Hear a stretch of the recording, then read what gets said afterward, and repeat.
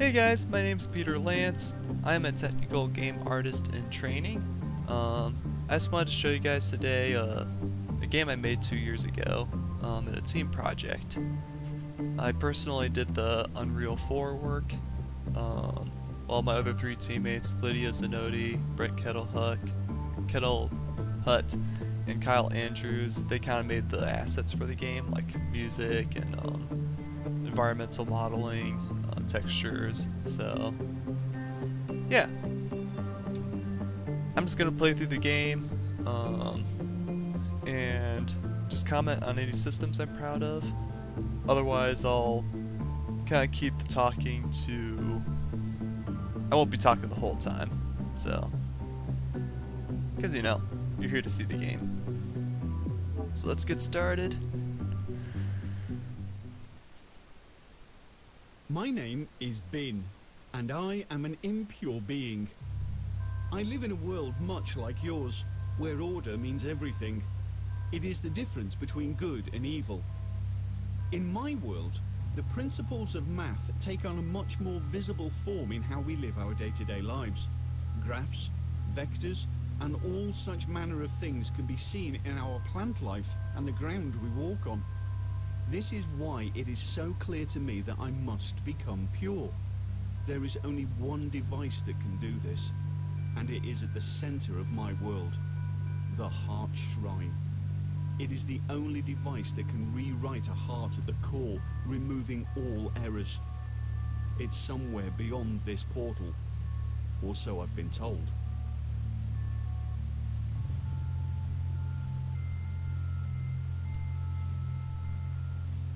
So you guys probably saw there's some mist inspiration there in the cutscene. Another job I did was a lot of the animation for this game. Actually, I think all of it, all the animation, and the characters. So, but in terms of environments, I think almost all of that's my teammates' work. So the grass, the rocks, the trees, that's the Stargate thing. That's all my teammates' job. This must Teammates' be work, Heart Ruins. The Heart Shrine should be nearby. Our voice actor was amazing for this game. A geosphere. They used to use these things like batteries. He would do like improvisation for any lines we gave him. I'm detecting that this shaft will not open until two mechanisms are properly configured. I don't know their exact locations. I'll place their symbols on the screen for now.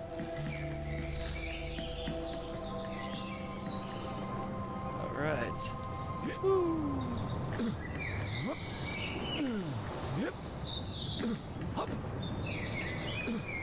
I think this was the first game where I really started messing with Unreal's animation editor.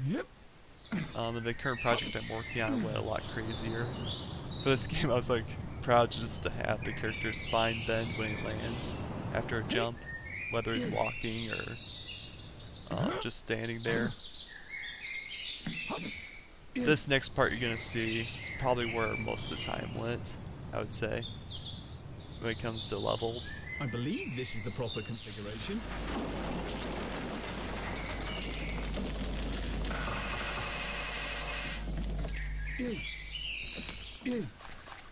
I think this whole platform's one blueprint.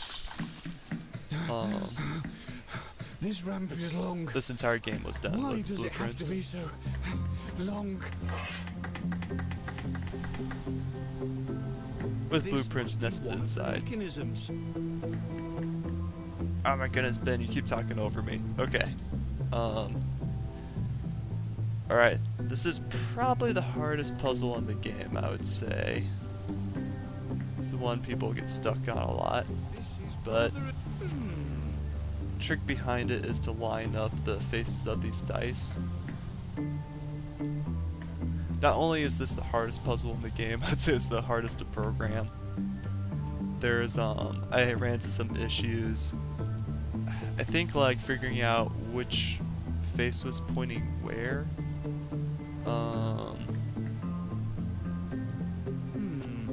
I believe this is the proper configuration.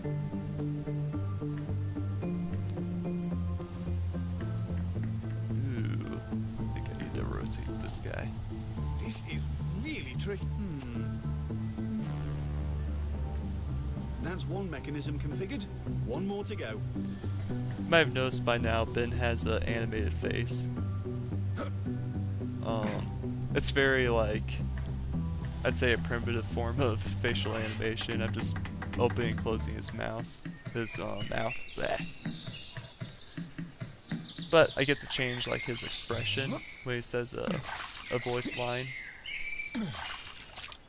and which mouth he's using when he's opening, when his mouth is open and closed. So you guys see him look annoyed or look happy when he's talking.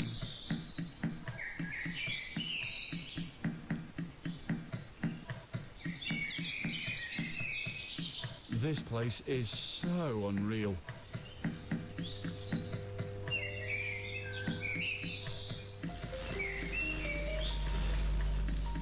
Something I'd like to mention is our musician for this game. He'd actually just started learning how to make music and came up with stuff like this, so which is really impressive. I mean, Nothing like a nice run outdoors.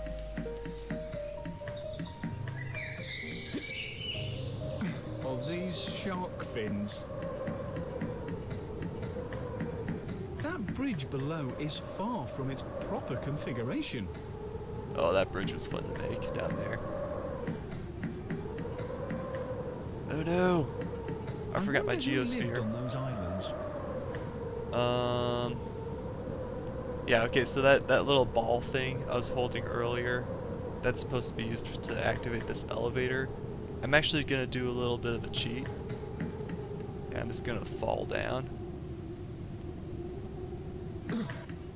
And actually programmed the elevator to kind of take that kind of situation into account, so no one could get stuck down here. So, yeah. This bridge was a blast to work on. We originally planned on it to kind of like pull itself together when you walk on it, but it turned out to be a lot of fun just to kind of run on like this when it's all split apart. What a strange place.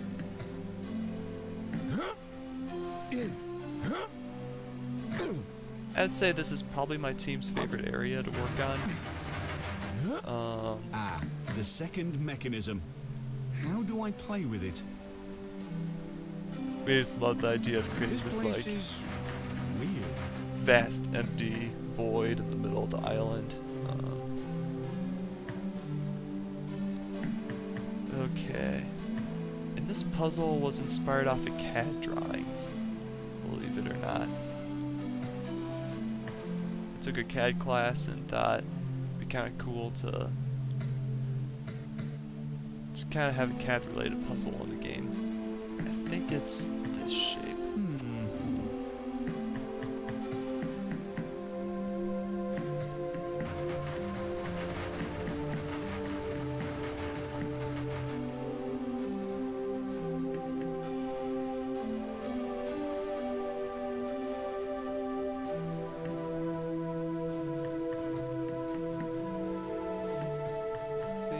That one, isn't it?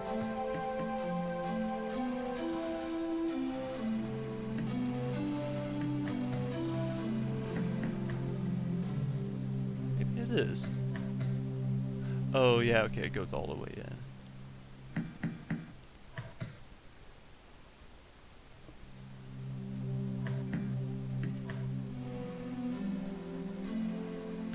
I actually forgot the answer to this one. We'll try that. Something that I liked working on in this area was the constellations you can kind of see in the background. Those are procedurally generated. Like I just made a blueprint that just places a bunch of dots randomly and then connects them with those lines, which are just stretched out cylinders actually.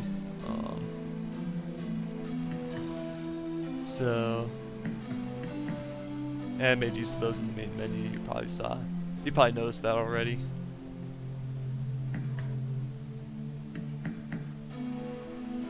I think this one? Yep. Yes, both mechanisms are configured. Let's get back to the shaft. It should be operational now.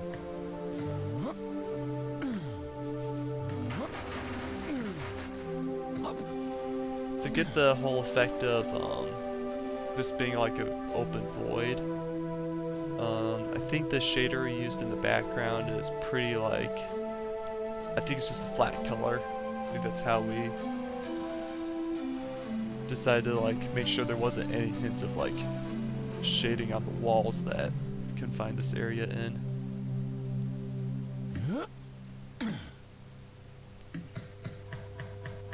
Now the environments, if anybody's wondering how they're designed, I think Brent kind of came up with this method. He was our main environmental modeler. Like I'd say like probably like the structures he did more of, while Lydia kind of worked on like organic stuff, and I think towards the end started helping with structures. What Brent would do is he'd sit down with his 3ds Max file and just have me on Google Hangout, and I would just sit there just critiquing his stuff and say like, hey, it'd be cool if you put shark fins on this bridge and make it look like a spine maybe. He would just do it on the spot, and if I didn't like it, we just undo it. What fun! I think that really helped kind of come up with some unusual things that I wouldn't have done like first try. If we had just drawn this on paper and we're like, hey, let's make this. Instead we had a really fast feedback process. The rocks in this game, like the mountains we're running on, those took a really long time to put together. They're made up of about 3 models total, but putting it all together to create these mountains was a pain because the bottoms of them were open, so I had to make sure no open faces were showing. It got done though. Time for the scary part. No, no, no.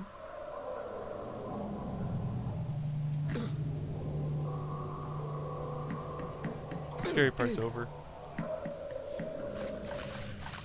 Okay. Water. It must be here to cool down the machine. I think this is the Heart Shrine. Ooh,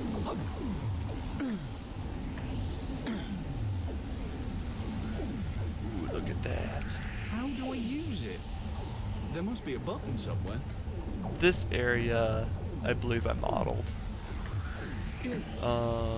I think we were running low on time near the end of this game, and so I sat down with Lydia and we started helping Brent out with environmental modeling since there was a bunch to do, so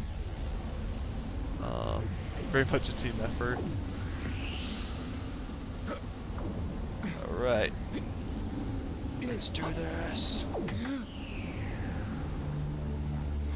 Oh dear. I really hope this doesn't hurt. Ow. No, no, no. No, no, no.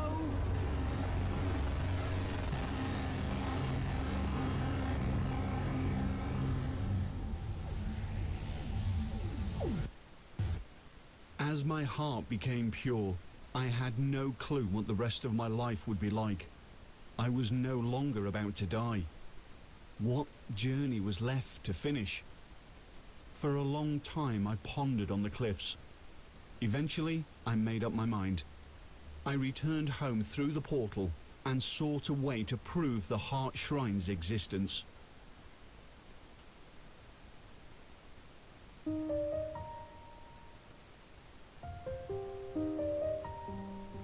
Yeah, thank you guys so much for watching.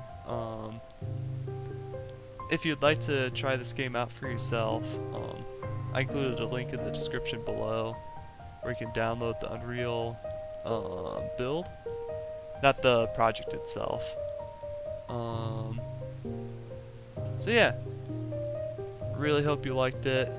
I'd like to thank Nick Pattison, who was our Unreal 4 teacher when we were making this. This was a school project.